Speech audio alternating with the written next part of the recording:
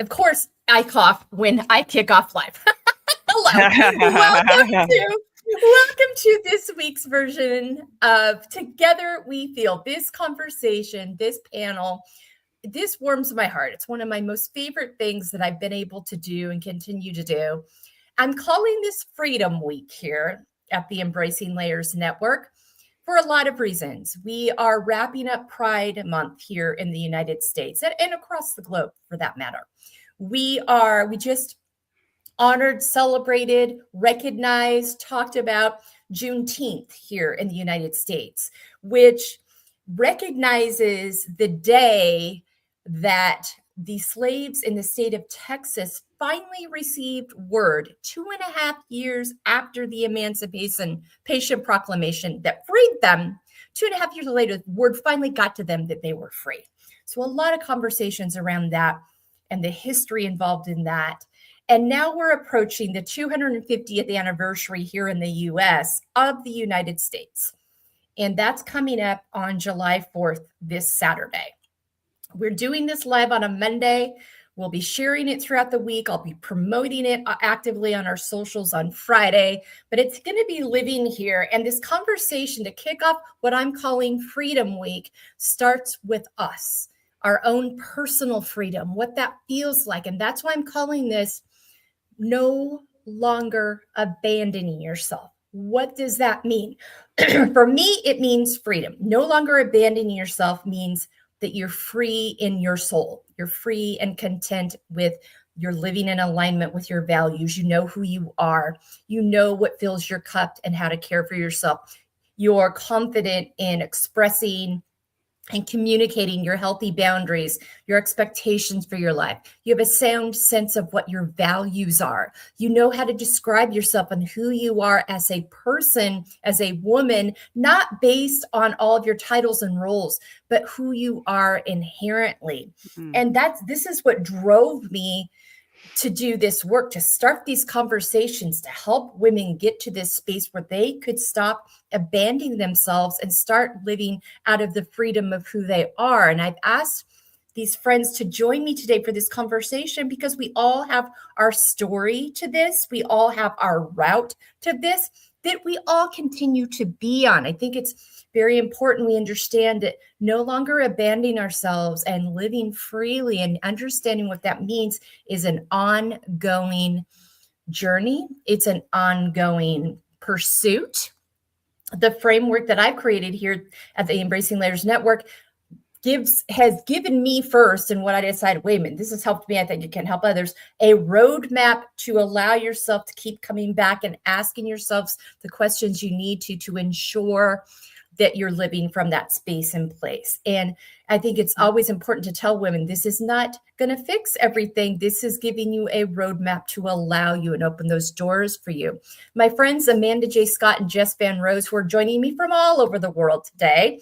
We are in US, we are in Canada, and we are in Australia currently at all different times of the day, and in some cases, different days.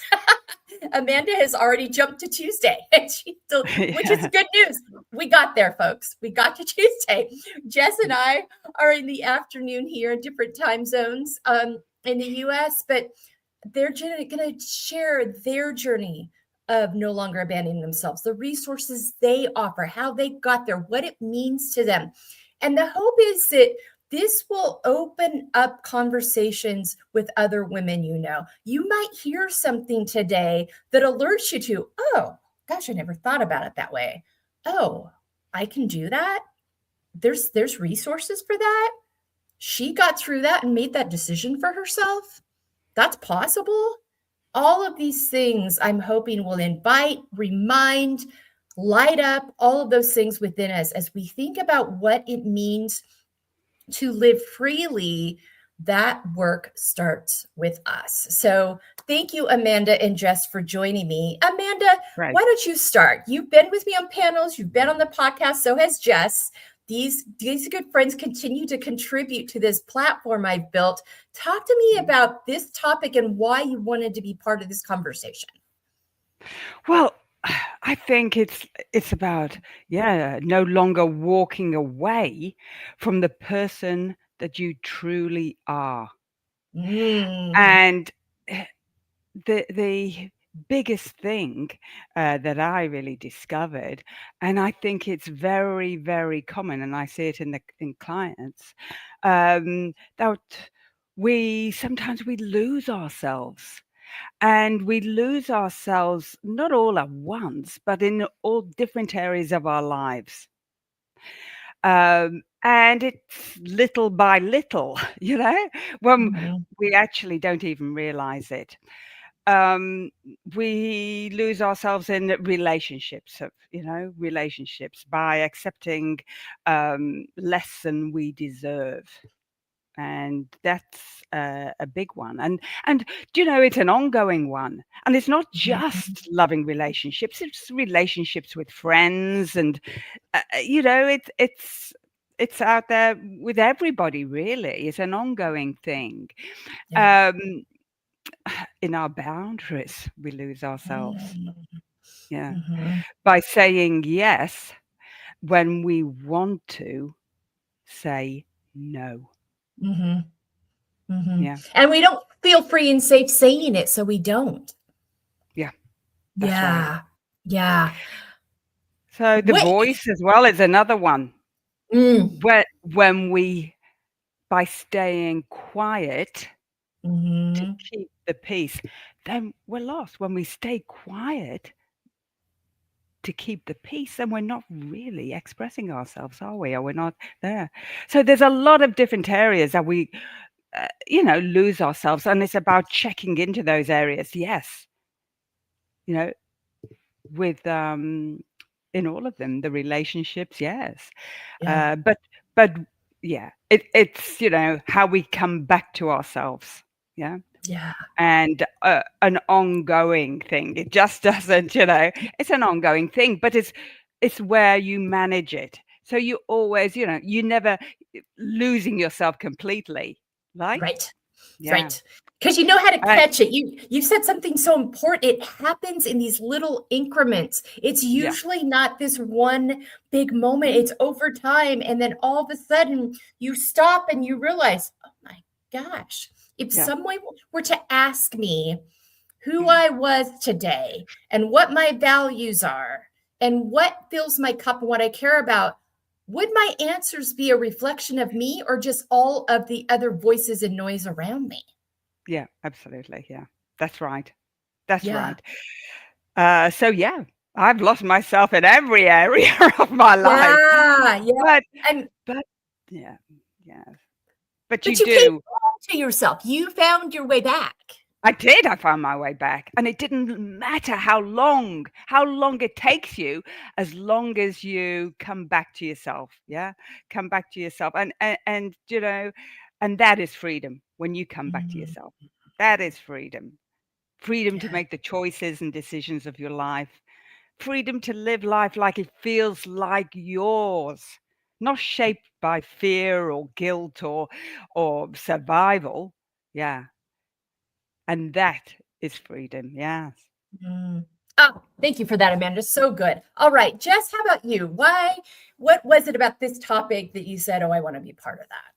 Oh, well, me and self-abandonment have such a long history. Okay. Um, so I have a slightly different perspective on this because my self-abandonment was actually taught to me as a child, uh, Mm. growing up in an abusive household. And I was taught that my needs and wants didn't matter. Yeah. Like it wasn't even something that I would ever even think about. And in fact, I would go so far as to say that I was taught that boundaries were dangerous because Mhm. when I would try to implement or practice a boundary for myself, um, the particular person who was my abuser would specifically do exactly what I asked to not be done. So Mm, I was taught that it was not safe because it's better if I keep quiet, because then maybe it won't happen. But if I say, please don't do this, then it definitely will happen. So yes, that was my life, self-abandonment, because that felt safe, unfortunately. And then I grew up and I moved through all of my healing and got myself through survival mode. And then one day it was like, wait, hold on a second. My needs and wants matter? Like, Mm. what is this? This is brand new. And it was scary. It was Mm. terrifying, especially because it had been ingrained in me that it was dangerous and potentially harmful to actually vocalize those things. Um, but I learned to trust myself. I Yeah. learned to trust that I could get myself through anything that came my way. I learned that I could trust whether I felt safe to say something or not, because sometimes there are Mm. instances where it doesn't feel safe to set a boundary or to vocalize it, and I think that that's okay when we choose to keep safe if that's what feels right for us, like, to not vocalize it if that's what feels safe for you. Um, but like you said, Amanda, it Mm. is like those moments of where you kind of give and give and give and give. I think it's okay to give one or two times, like especially in relationships, we talk about compromise, but again, that's not to a point where you are abandoning yourself, where you are saying like this is fundamentally a piece of Mm. me that I am setting aside for you.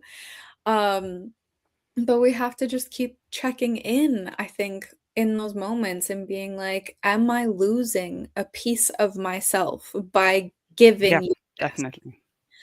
Yeah. And that question has been huge for me, Mhm. because especially in relationships and with my past, I have always been like, okay, is this too much? Am I responding from a trauma response, or am I actually asking for something that's reasonable? Um and that question for me, it's, am I giving up a piece of myself for whatever you are asking for? And Mm. that's what has been a game changer for me. Mm. Yeah. You see, I think this is so important because this is an example of how multiple things can be true. This can both, because I've talked to many women across the board who I'm like, man, I don't get how I got there. I grew up in a pretty healthy household and I had pretty good examples in my life. And then all of a sudden, I literally had this conversation with the podcast guest a couple weeks ago. And she goes, then all of a sudden I found myself in this relationship, in this place, in this space that wasn't anything that I was built for. And then I realized I was able to identify, oh, that vulnerability was exposed when that thing happened. And I think we also realize you can grow up in the healthiest household that is out there, and there are still cultural narratives that exist for women. They're going to creep into your thoughts and your processes and what you're taught. They're so ingrained that we don't even know they're a problem or unhealthy until they become a problem and unhealthy. Mm. And then we've been taught to question ourselves on, oh gosh, well, if I question that, is that safe for me? Because it's been very clearly shown and exhibited and modeled and shared in this cultural narrative that I live around, that it is or isn't. And then that's how you, like, over time, you think. I've talked to many women. I even talking with my daughters, they've had friends who are like, gosh, I feel guilty for struggling because I had a healthy this, I had a healthy that. I shouldn't be. I'm like, no. We need to get rid of the shouldn't be's. There's Mm. plenty of language and narratives and expectations and stereotypes out there that even within those spaces, it still creeps in, it still bleeds in. And that's why it's so important to be mindful and aware and checking in with yourself regularly. That question that Jess uses, that notion that Amanda checks in with herself about the safety piece and feeling safe. Does it feel safe? Does this feel honoring? The framework I created, the questions I've specifically given to you, ask yourselves these regularly. This helps you stay on track. I do it very regularly. All the time, because of, no matter where you enter into these places of starting to walk away from who you are. Mindy, you said that so well. I walked away from, I was walking away from me, and women are walking away from themselves instead of coming back home to themselves. Yeah. And so I think that and then Jess, you talked about how you learned it from the very first age. I can relate to both of you. I both learned it from a very early age and also thought I'd figured out the script, and then realized how many things were buried inside of me that came out in different seasons that I hadn't unpacked yet, that were still impacting me. So both things can be true. Amanda, is there anything Jess said that you have any questions about? No, but yes, I understand. Yes, it does happen. It does happen when you're born. So you don't know the difference. It's like you don't have a reference point to be treated with kindness and respect. Yeah. And I think what happened, the biggest problem with me is how I interpreted the signs of love. Because when I got married, I was convinced of one thing, that my husband loved me.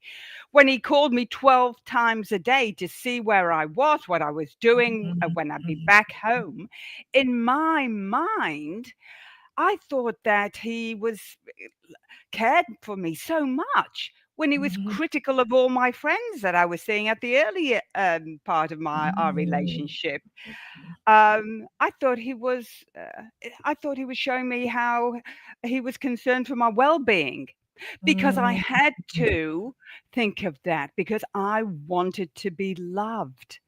And so I got mixed up with those signs. So really what it comes down to is to acknowledge where you are at the moment, and then have some clarity. Other people's, and sometimes when you're in an abusive marriage, you don't have anybody else talking to you. You're isolated from friends, so you don't have a different perspective, but you need that clarity. Acknowledgement is just saying, yeah, this is what's going on at the moment. But your clarity is where you build that confidence up. You decide, no, a healthy relationship is is a place of safety, is a place of kindness, of respect. But when abuse is present, it strips away at those foundations, and it leaves you living in survival. Yeah. So it's having clarity. What is a healthy relationship? It's freedom. Yeah. You can make mistakes. You can have those boundaries and still be loved. And respect is not negotiable. It is a baseline. That is a baseline. Yeah.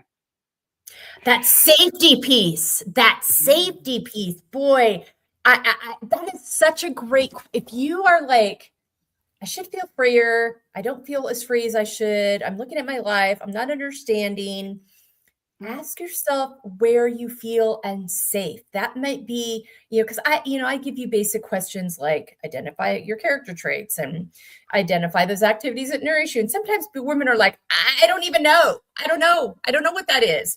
So if you don't feel safe, get curious about that. Get curious about what feels unsafe. Why does it feel unsafe? Because if we don't feel safe, we are not free. You cannot have a lack of safety and a feeling of freedom coincide. There has to be safety in order to feel freedom. That's right. Emotional stability and Mm-hmm. financial stability. Yeah, both Yeah, of that's those. Yeah, yes, thank absolutely. you. Yeah. Yeah. Jess, how about you? Any questions for Amanda? What I would love to add to that is because I think for me, I didn't for like it wasn't until probably recently that I Mhm. actually knew what safety felt like in my body. Um, and so Mm. what I would say for people even before that stage is still like checking in with your body, but like I think what it felt like for me was it was trying to pay attention to I'm picturing in like conversations or situations that are coming up. It's like tiny little feeling that comes up that's like, "Ooh, that doesn't feel good." And, like, Mm. that it doesn't have to be, like, big warning bells, it doesn't have to be a Mm, specific, like, "I feel unsafe." It's just, like, that tiny little, "This doesn't feel good." That mm, that is your, like, I think your earliest sign before you maybe even have that safety language of, like, "Something's not right here. mm, mm, This is bumping up against something inside me," and it doesn't always mean that it's the other person, like, encroaching on your boundaries. It could Sure. be that you maybe have a trigger that's being pushed against, and it's something for you to work through. But either way, Melissa, I love your statement. Approaching it with curiosity instead of judgment, we can, mm, like, really figure out what is at the core of that. But Yeah. I had another situation happen the other day, and I was like, "Oh, this might be interesting to bring up on the panel," because Mhm. I think that this is, again, yet another different perspective.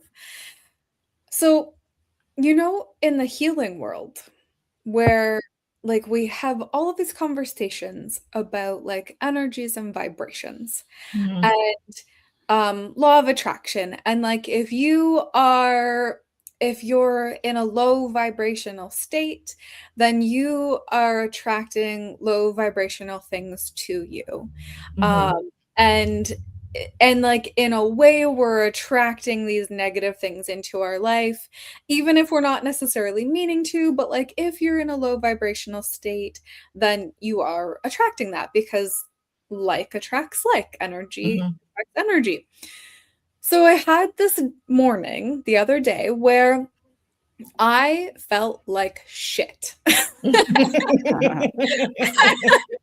I was so stressed out. I was so emotional. I have so much going on in my life. And I realized that I was stressing myself out even more because in my mind, I was like, well, I have to get myself out of this because I'm just attracting Mhm. more. mm, And I realized that, like, that's another way of abandoning myself because I was trying to bypass what I was actually feeling and, like, force myself to be in a positive or high vibration so that I'm not attracting more negative things into my life. Yeah. Yeah. mm, And I think there can be we have to be very careful that this doesn't become performance enhanced because in order to feel the kind of energy we want to feel, we have to allow ourselves to feel the emotions and process and move through the emotions that are stirring up inside us, or there won't mm, be the capacity to give off that kind of energy. So I think we have to be that's why I tell people like check in with yourself every so often.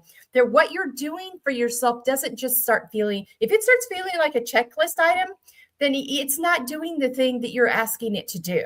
And mm, it's time to sit down and write down. And this is where it takes me home to write down the emotions you're feeling. What have you been stuffing? What have you been ignoring? What did you not even realize? I have a great example. So I was just at the Central Coast in California with two of my daughters this weekend. Beautiful weekend. The ocean is my medicine. I'm not joking when I say that. The mm, ocean is literally my medicine.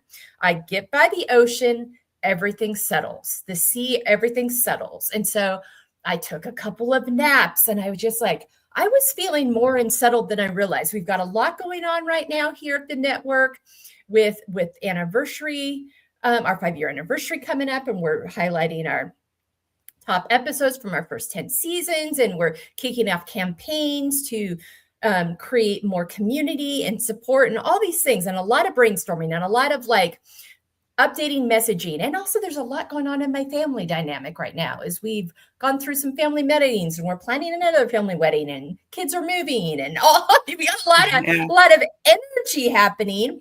And I didn't realize how much of that I was like, oh, just kind of carrying that, even though I was going through my routines, but getting myself out of my home and back by the ocean, I was just like, oh my God, I feel so settled. And so it's just that reminder that you might think that you are carrying around this energy, and then all of a sudden you shift your narrative a little bit. Now, I know, even though I can't go there every day, I know the ocean is a place. It's one of my things that I for me, it's really healthy for me to get there as often as I can. And I'm fortunate now. I'm only 2.5 hours away. I have a sister-in-law with one house on the coast and a daughter and son-in-law with another house on the coast. I've got keys to 2 houses on the coast that I can pretty much go to anytime I want to now, within a reasonable driving distance, which is a huge like blessing in my life that I get to enjoy in this season. But I had, being able to go there, it was such a reality check for me of like, so going back to what Jess said, sometimes it's okay. It's good to shake things up, or like, if you're putting a lot of pressure on yourself to put off a certain energy, it's not going to happen. It's got to happen organically. It's got to happen when our system has the room for it. And we've moved through the things that are trapping us from getting there. So be very careful. And this is why you guys have heard me say this before. It is one of my pet peeves. If it's not involved in a full conversation about processing emotions, as a gratitude journal. Only have your gratitude journal if you're leaving room in that gratitude journal to be grateful for the space to feel all your feelings and process all your emotions. Or it's going to be forced if you're just pushing. Oh, that's negative. That's why I also am a strong believer there are no negative or positive emotions. Emotions are clues. These are all things that inhibit our ability to not abandon ourselves. Because if we feel like something is like, oh, that's not going to be welcomed here, or there's not going to be the space for that here, I'm not sure who's going to be attracted to that here, I better put that away.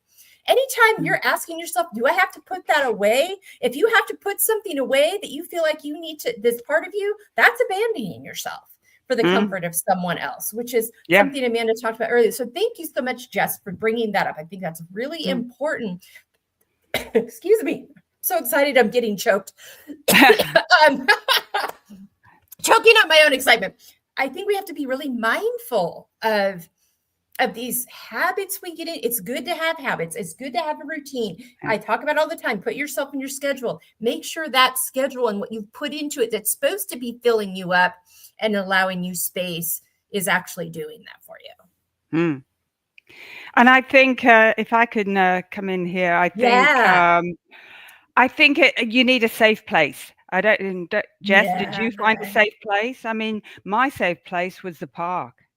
Amongst the trees, the birds.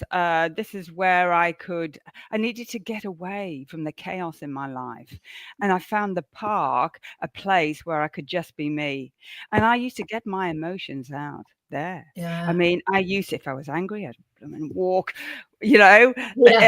and I'd get those emotions and I'd be thinking about it, and I would be, if I wanted to cry, I could cry, you need a place like that you can get all that, those, negative emotions out of your body and express them.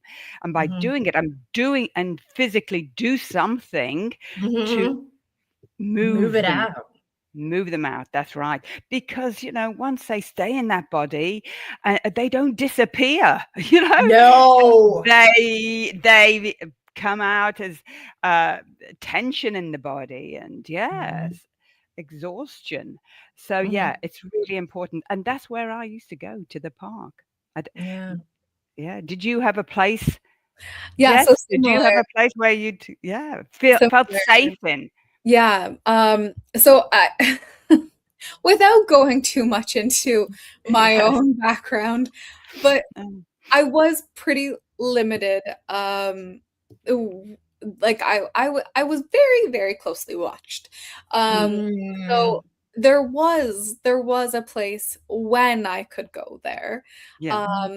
And it was also nature, not quite a Yeah. park, but it was nature. Mhm. Um, and when I could go there, it felt great to just Yeah. be Yeah. by And you myself. felt like yourself. Yeah, You exactly. could be you. Yeah. Yeah. Yeah. And Or I think really just like breathe. Like that's yeah. even more than feeling like myself. It just felt like I could breathe. Yeah. The space Mhm. to breathe. Yeah, exactly. Yeah. Yeah. So, what were you gonna say, Melissa? Well, I think that space to breathe piece, I want to go back to what you said about sometimes you don't even know that you aren't feeling that safe or settled until you get in a space where you do for the first time.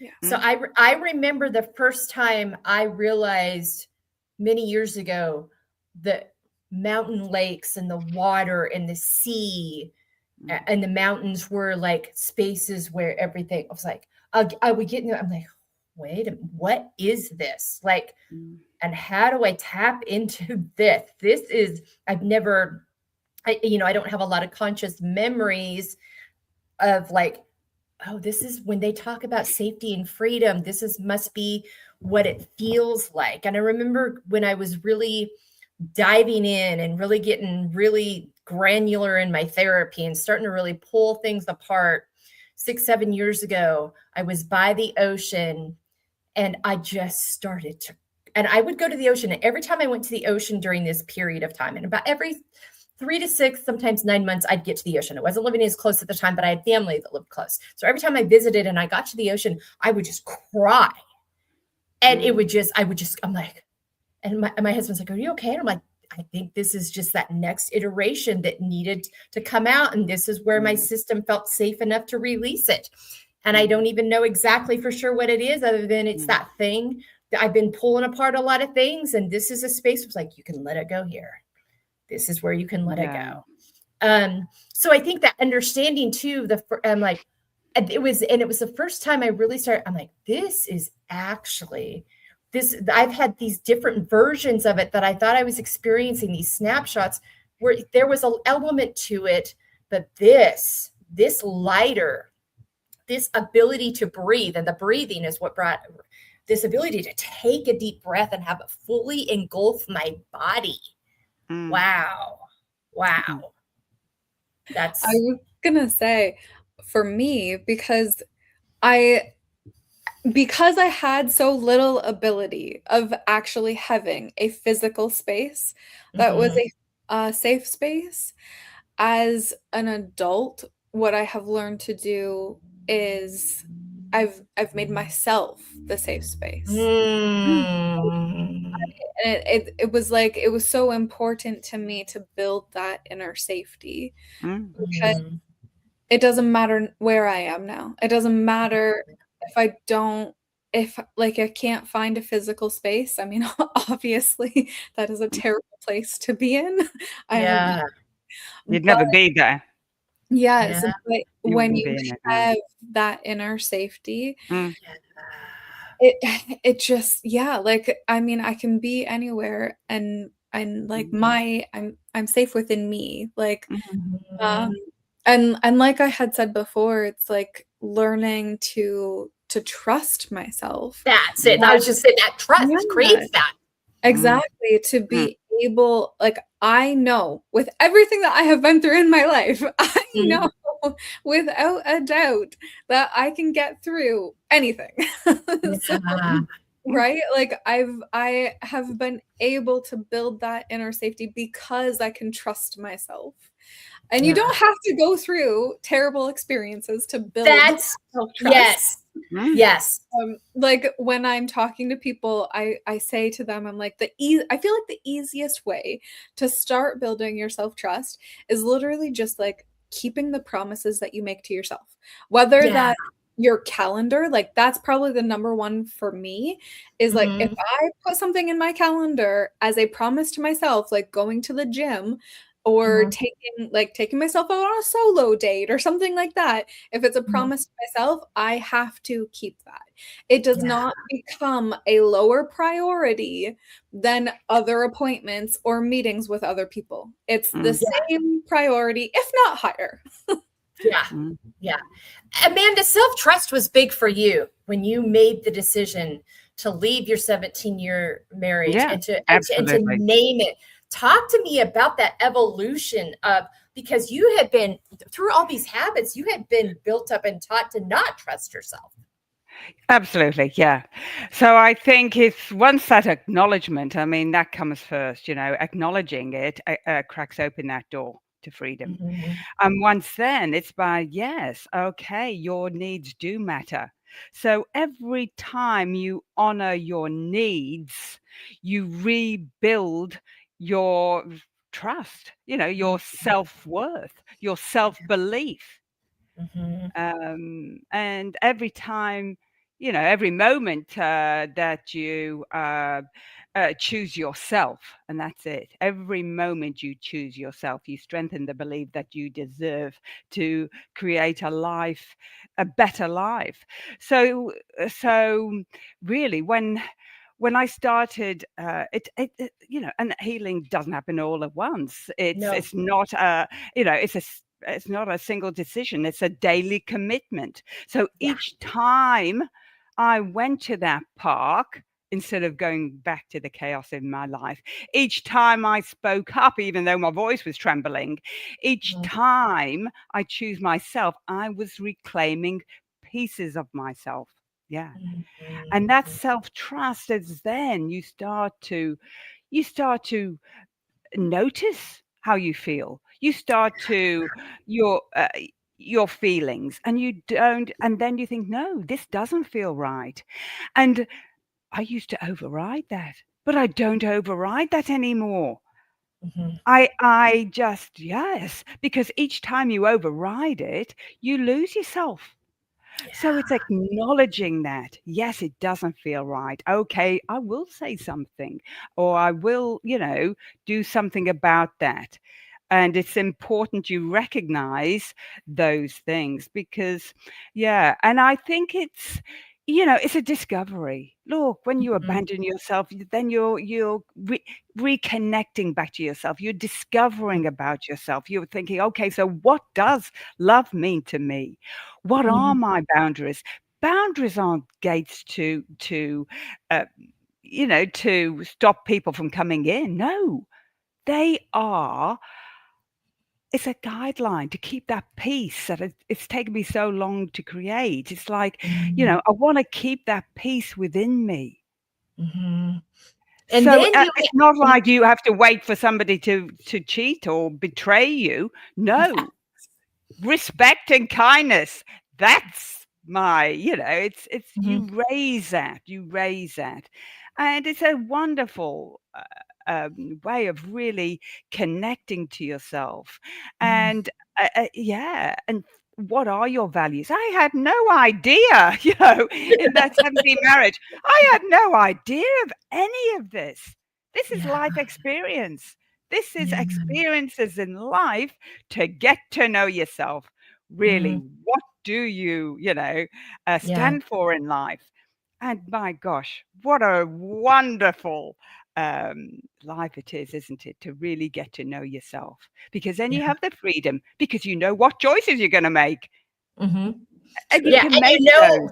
Yeah, and you're never going to make choices that are hurtful to you. And if you and listen, you're going to have times where you step back, and then you can catch yourself. Oh, hold on a minute. That was an old habit. That's something that I know healthier now. I know different now. I'm going to go back and course correct on that.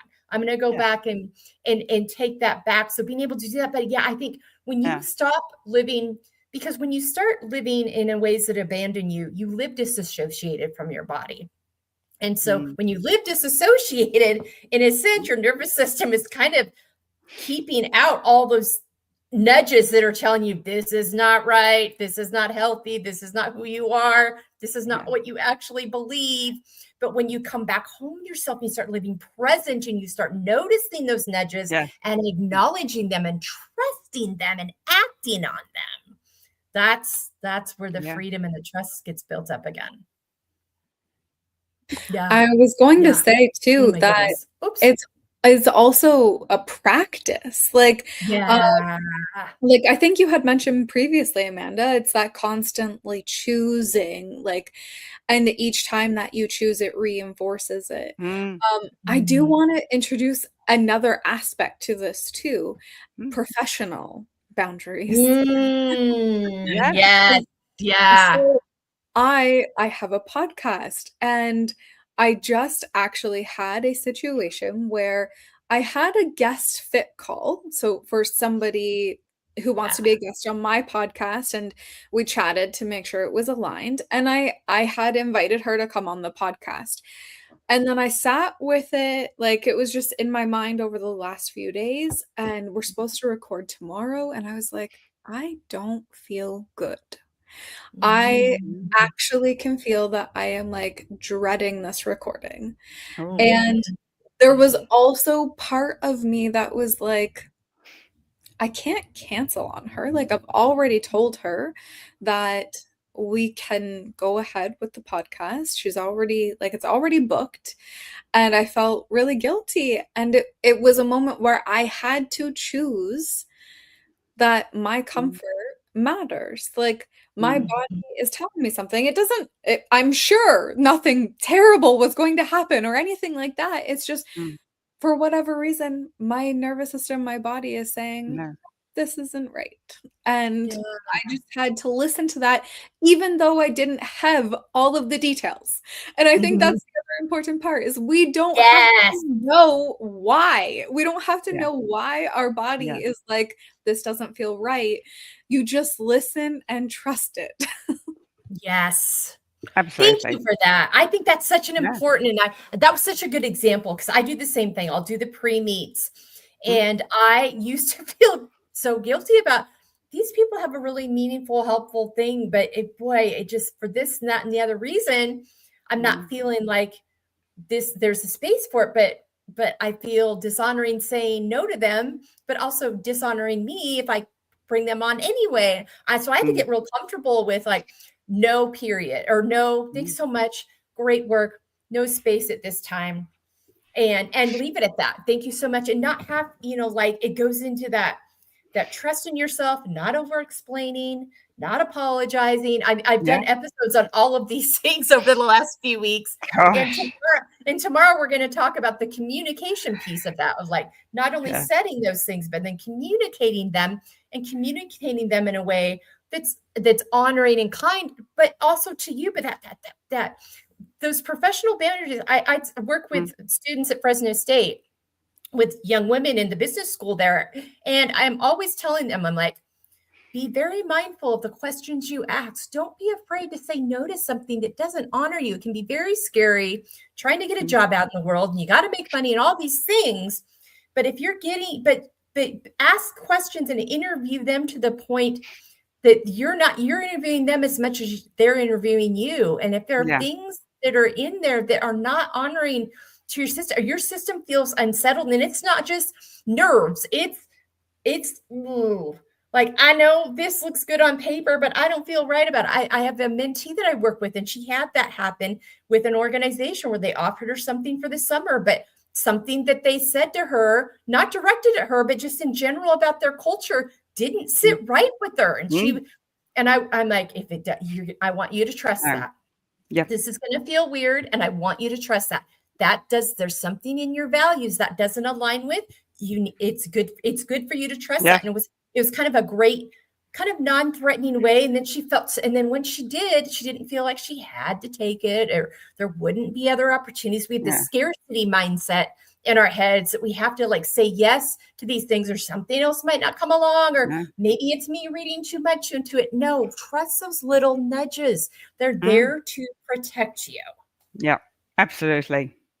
Yeah, and it's walking your talk as well. You know what I mean? If you say you're into kindness and be kind to yourself, and I really think yes, it's yeah, your body knows. Your body really knows, even Mhm, before you really know, doesn't it? mhm, You know, you get that feeling in the stomach, you know, and it's always about follow that heart.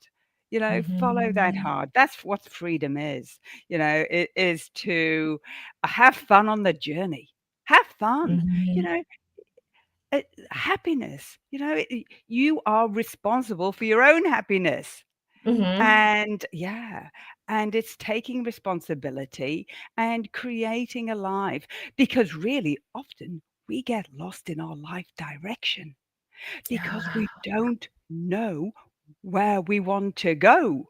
Mhm. So I think it's also giving yourself a permission to dream again. Come on, let's dream again. You know, what Yeah. would you do? You know, what do you want? So it's bringing that back because that's an important, uh, that's important life direction. And gosh, and I never ever thought about that back then, but it is. It's one of the areas we can lose ourselves.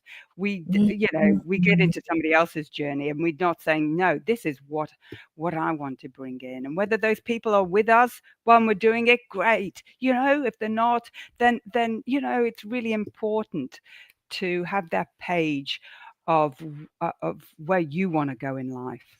Yeah. Yeah.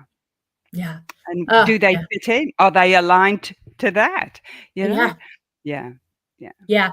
Thanks for bringing up the job stuff, Jess. I think that's so important. I think the other thing too, Yeah. we're doing a book club right now, and we're wrapping it up this coming week on Our Invisible Work is what it's called. And it talks about all the invisible work that happens in the world that's done a lot by women, a lot by people, marginalized communities and whatnot, a lot that's set up in systems. It's in place already that you don't stop and think about and you Mm. just do every day or you feel obligated to do, and a lot of times people don't notice or they take it for granted or they're not aware, and it's like those things that you're being asked to do. If you feel like you have to do that in order to keep your job and it feels out of alignment, it's time to have a conversation, start asking more questions, stick up for yourself, communicate. Or is this something, a thought in your head that you've created? And they're like, oh, no, you don't have to do that. We just thought you liked it. Or we just thought that aligned with you. So many times we build up these conversations in our head to be more than what they actually are. Again, coming back to that communication piece, advocating for yourself, speaking up, trusting that. And that goes in the workplace too. That is, you spend a lot of time in the workplace and a lot of energy. Make sure that needs to be honoring to you as well, as much as that's possible. That is a privilege for a lot of people. Not everyone has that choice, but within whatever is your choice within that, however it feels safe for you to communicate that, being honest and open about that, but that not abandoning yourself. So many times, if we are in narratives or spaces where I need this to support my family. Okay, what are you doing outside of that to take care of you? What are you doing outside of that to fill Mm. your cup, to listen to your needs, to honor yourself? And so this can take on a lot of different looks in a lot of different places. But as we wind this conversation up today, Amanda, what's one last thought you'd like to leave with our listeners? Well, self-belief is everything to changing your world. The Mm, easiest thing is to blame other people, but it's mm, not until we don't accept the abuse any longer and we start to believe in ourselves that yeah, things can start to change. Yeah. yeah, yeah. Jess, how about you? Well, on your last point, Melissa, I had a thought and it was right there. I know. It happens to me all the time. Oh, I know what it was. We were talking about the work boundaries and that it is a privilege. Not everybody um, can necessarily stand strong in that in a work setting. But I think to bring that back to even like the basic level is like as long as you initiate that conversation in the first place, that Mhm. is you not abandoning yourself. You don't have control. Mm. You don't have control over the outcome. And after you get that outcome, then you can decide what is the next step for you. That's not Mhm. abandoning yourself. But to begin with, it's just having that conversation. Yeah. But my final thought to people would be that we've talked a lot about how we can make these choices to not abandon ourselves, but I want to really clearly state for everybody that you don't have to be perfect. Like we're Yes. never going to be perfect. Mm, We are never going to constantly choose ourselves every single choice. It Exactly. is normal, and it's normal, and I would say it's okay to occasionally not choose yourself. I think it's just that when you're making those choices, you're aware that Yeah. like this is a moment where I'm choosing to make a sacrifice. That Yes. is okay for you to do. And I think we really only lose ourselves in it if we're not aware that it's a sacrifice and that we are constantly sacrificing. Yeah. That's such a great delineation. Thank you so much for that. There are times mm, when you say yes to something and you realize later on, oof, at the time this felt okay. Now all these other things have happened. It doesn't. But I'm going to honor that. I'm not going to back out at the last minute. I'm going to honor that. So, how can I get myself ready for that? This in the moment. And this is also a great awareness that instead of looking 1 month down my calendar, I should look 3 months down my calendar, and I know better moving forward. So I'm going to honor that commitment. I'm going to show up. I'm going to try to get good sleep tonight and bring my healthiest self. But yeah, and also we're just not going to get it right all the time. And that's why when I bring it back home to what I said in the beginning, the reason I created this framework, bring you back to ask yourself those questions. Catch yourself when you get off track and get back in alignment. Not mm, beating up yourself, not doubting yourself, not questioning yourself constantly, but just helping you remember a lot happens in life. We have to make a series of choices, millions of choices all the time, every day. We're not going to get it right every time. Sometimes we're going to make snap decisions, and there's not a lot of time to process whether you've got the energy or not. But you can go mm, back home, and that's why I tell people we're at the halfway point of 21, 26. I know that's mind blowing. This is a great time. And I said this last week on our podcast episodes. This is a great time to check in with yourself and to check in with, have I thought about how I'm feeling lately? Have I thought about if my calendar's aligned? Have I thought about if these activities are still nourishing me? Have I thought about if my values have shifted at all in this season? I mean, it's a great time. Go to our framework, and I'm going to put our PDF in freebie that I have in all of our show notes for the podcast, and I'm going to include it here this week. It's going to take you back home to those 3 key questions that I ask all the women I work with at the very beginning is, describe yourself by your character traits, identify 5 activities that nourish you, and identify how you want to feel over the next 6 months. Come back home to those basic questions. They'll lead you down the road of realizing, oh, there's some places I've been abandoning myself that I just mm, didn't catch, or life got frenetic, or I need to rethink that. mm, Because it's like Jess says, it's not about being perfect. It's about being aware. It's about mm, being present. It's about the acknowledgement. It's about, like Amanda said, the accountability. We teach people how to treat us by what we will and won't allow.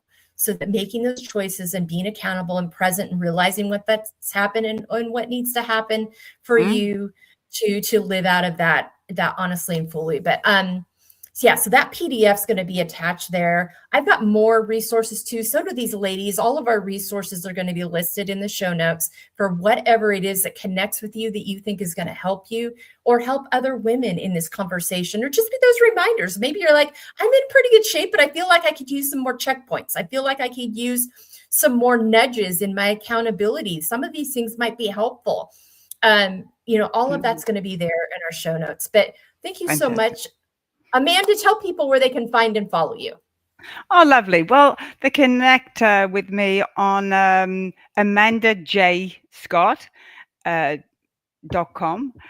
And, there they can find updates, blog updates. They can find my book, Finding My Way Back to Me, which is a short read, but it's a great reminder that we all deserve to be treated with kindness and respect.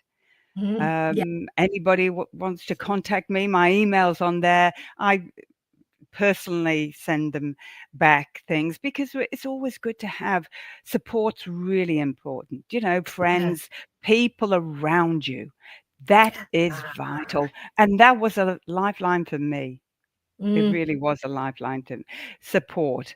So if anybody wants to send me a note, I'll send them something back. If you know a friend that's going through this, it's just what you do. It's about acknowledging the situation. And sometimes the best thing is through a friend because they can see it. Yeah. Yeah. They can see the signs. Yeah. This That isn't you might miss. normal.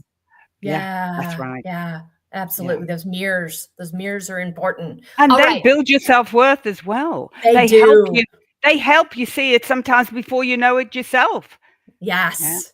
Yes, very much so. So good. Thank you so much for that. All right, Jess, how about you? Yeah, so my podcast is Life After Trauma with Jess Vanrose.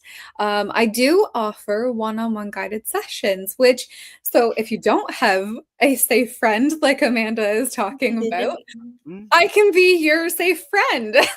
Yeah. I believe that everybody has the answers with themselves. And so I don't necessarily like to call what I do coaching. I call it more guidance because I really just help you along the way, figure out what's going on inside you. And so that's on my website, which is jessicavanrose.com. Melissa, I'll send you the link for the guided sessions. Awesome. And the podcast, Life After Trauma. I think, my Instagram, at Jess Vanrose. Okay, perfect. Awesome. Hang out with me there. Okay, awesome. Thank you so much. And then for me, embracinglayers.com. I've just updated our homepage. I'm very excited about it. Everything's very easy to find, whether you're looking for a free one-on-one empowerment session. Jess and I are in sync. I don't see myself as a coach either. I'm just there, just like she and I are very aligned in this. I'm just there to remind you of what's already within you and how, and how this field framework can support you and give you the questions to ask yourself and get yourself where it is you want to be. It's all there. Our book, empowerment sessions, online course, podcast, all that stuff is right there on that front page. Click the contact form. But we've all got resources. We all want to help you decide who it is that you connect with and want to walk through this with you. That's why we do this. We've learned from our own journeys and we've created resources out of that. And we want to share those with you. So choose those ones that align with you. Share them with your friends. Take good care of yourselves this week. Remember, you are valuable. You are worthy. And you get to choose. You get to choose to no longer abandon yourself. You get to choose freedom for yourself. Take good care of yourselves, and we'll see you next time here on Together We Feel Women's Panel Show. Thank you. Bye. Thanks for joining me, ladies. Thank you.